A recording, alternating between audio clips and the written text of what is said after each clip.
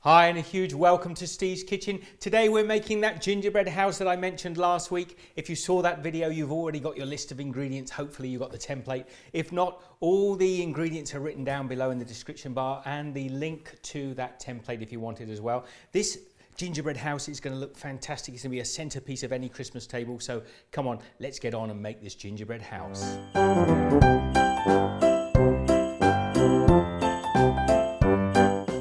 So let's get ahead and make the gingerbread dough to start with. I'm going to do this by hand because it really is very easy. Now I do have a recipe on my site if you want to do it with a stand mixer, but this is so simple. I've got 200 grams, that's about a cup of soft butter. Now you do want that butter to be nice and soft like that.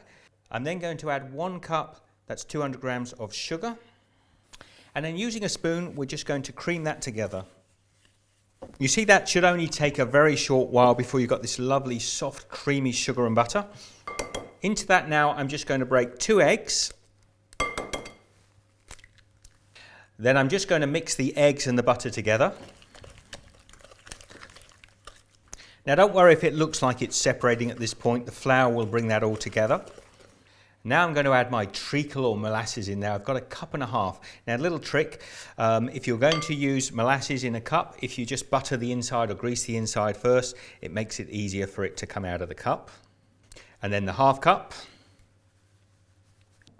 Then we're just going to blend the treacle in there.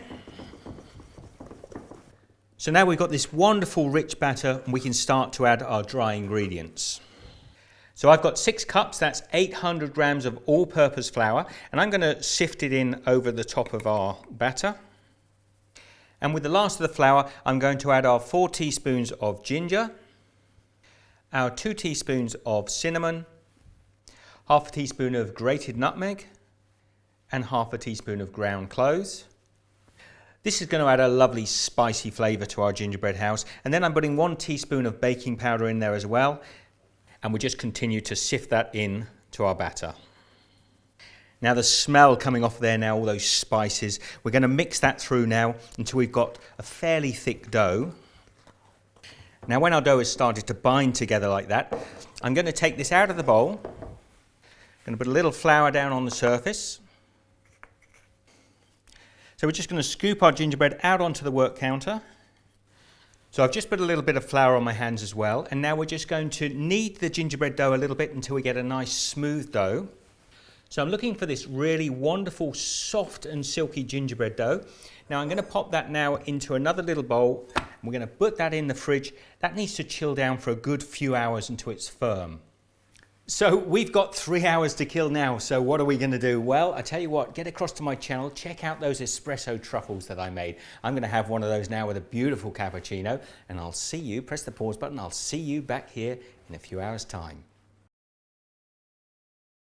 Welcome back if you're following along with the video, and if you're not, what the hell's he talking about? Come on down here and I'll show you what happens next. And whilst the gingerbread was chilling, I've taken time to cut the templates out, which you can download from Steve's Kitchen. I'll leave the links down below. Now I've laid out some baking paper here, and I'm also going to put a reasonably healthy amount of flour on that. And I've divided up my now chilled dough into 2 pieces, just to make it easier to work with. And I'm just squaring it up a little bit. Then I'm going to take a rolling pin, a little bit of flour on that as well to stop it sticking. And I'm going to be rolling out the gingerbread. And the advantage of having it on the paper is you can turn it as you roll it quite easily. So occasionally just stop and just square up the edges. Now you see I've rolled that out now, and I've tried to keep the thickness about a little under 1/4 of an inch. It wants to be a fairly thick cookie. And this is the rooftop of the house, section B. And I need to get 2 of these out of this 1 piece of cookie dough. So we lay that template out there now, and I get a nice sharp knife, and I'll just follow along the lines of the cookie dough. Now I'm using a big knife here, you might prefer to use a small knife. And then when you've cut that away, you can just pull the template off, pull away the little extra bits, and that just needs a little more cutting through there.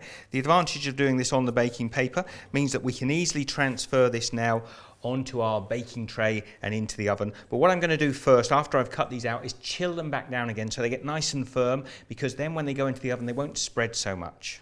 Okay, because now if I'm careful I can lift these 2 up together And then I can place them down on a flat cookie tray. And now that is going to go into the fridge. We're going to chill that down. I want that dough nice and firm again before we pop it into our oven. Our oven's going to be preheated to 180 degrees Celsius, that's 350 Fahrenheit, and we're just going to cook these for a very short time, 8 to 10 minutes, and we're going to watch them, make sure that they don't go too dark.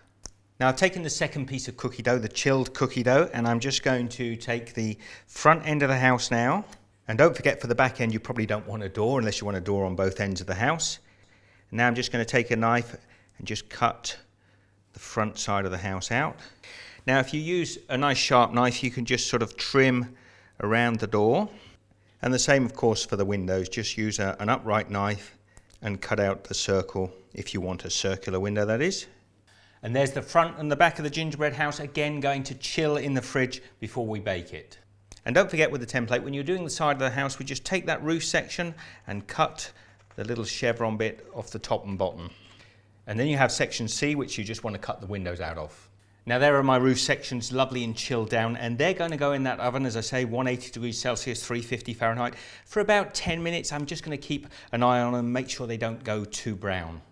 And there is my gingerbread house sections all ready and cooling down on a rack. Now we're going to leave those overnight. Hi everyone, a huge welcome to Steve's Kitchen. It's day 2, constructing our gingerbread house. Now I'm going to be building our gingerbread house on a cake board like this one, so I can move it around the house after I've completed it and put it where we want. Obviously not the cardboard one. And don't forget, we need our royal icing. We want it thick, not like a pouring royal icing. This one is for construction. I'm now going to fill an icing bag with this. Okay, I'm going to be setting up the gingerbread house at an angle on my board like this. So what I need to do is take a jar or a can of some sort and work out where the back position of the house is going to be. And the back wall is going to lean against the jar as the royal icing sets. Now my icing bag is full of royal icing, and I've got a big size nozzle. We want lots and lots of royal icing because this is the snow effect on the bottom of the house as well. Pipe a nice generous amount along the bottom of the house there, and then we want to turn that back down and ease it onto the board, let it squash out like that, and just stand it in position. And while that end wall is still wet, I'm going to take my side wall and make sure the windows are the right way up, and I'm going to be putting royal icing thickly along the bottom and this inside edge. And you have to make sure that when you stand it up, so you make sure that this edge of the wall matches up with the front of the wall, so that the house, when it's completed, is no wider than that. So now I'm just going to ice along the bottom wall as well, and up on this side, the inside of the wall as well. Then I'm going to lay that in position. And now I'm just putting the last side of the house on, another little jar there, another little jar there. And you can just use this last few moments just to square everything up while the icing is still soft. So I've got all 4 walls on there, you can see, and I've got a jar up against each one. Now we want to leave that for an hour now at least to let that icing set and hold it together before we try and put the roof on. Okay, so my gingerbread house sides and front have set now, and I'm now going to pipe along these edges before I put the roof on. So I've put royal icing now on these 3 edges of the rooftop, and I can now place my roof in place. And just put a little bit of pressure on there. And now it's a good idea if you can find something that will just hold the roof in position while that sets. Okay, there is my gingerbread with both the roof panels on now, and I'm going to let that set. I'm not piping down the middle here because I'm going to put some sort of candy decorations down the middle once it's set. So again, leave that for an hour or so to let it set firm. And then I'll come back to this and we'll be decorating our gingerbread house. So there you are, my gingerbread house is ready now to decorate. It's all set, and I really urge you to get the kids involved, get family involved. I'll certainly be getting some helpers to help me decorate this house, and I will film it. It'll take quite a while, but I will film it or time-lapse it so that you can see what we're doing. Let's get on and decorate the gingerbread house.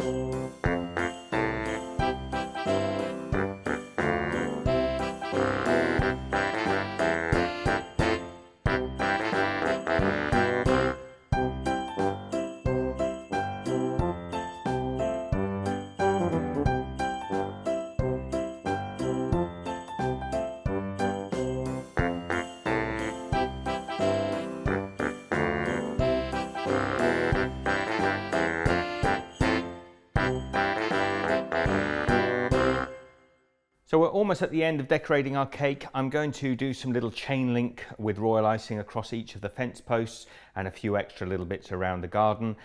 And I'll just show you here, I'm piping some icicles hanging down from the guttering around the edge of the roof, and I think that looks really effective. So I've finished my gingerbread house there. I made a little modelling chocolate snowman. I'm really pleased with that. I've got a pathway coming out the front there. We've got some little teddy bears on a sleigh at the side. I got this lollipop on the back here and I made a tree out of it. The log pile, that was my son's idea. We put a little log pile there, and of course the gingerbread man on the front. So what I'd really love, if you do decide to make the gingerbread house, could you share the pictures across to me with whatever social media, whether you use Google Plus or Twitter or Facebook, whatever you want, just get those pictures across to me because I'd love to see what you guys have done. So that's it from Steve's Kitchen. I hope you had a lot of fun watching us create this gingerbread house.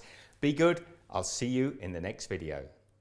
And don't forget, I'll leave links here to other great recipes on Steve's Kitchen. We've got lots going on this Christmas. I'd love you to share the love and give this one the thumbs up.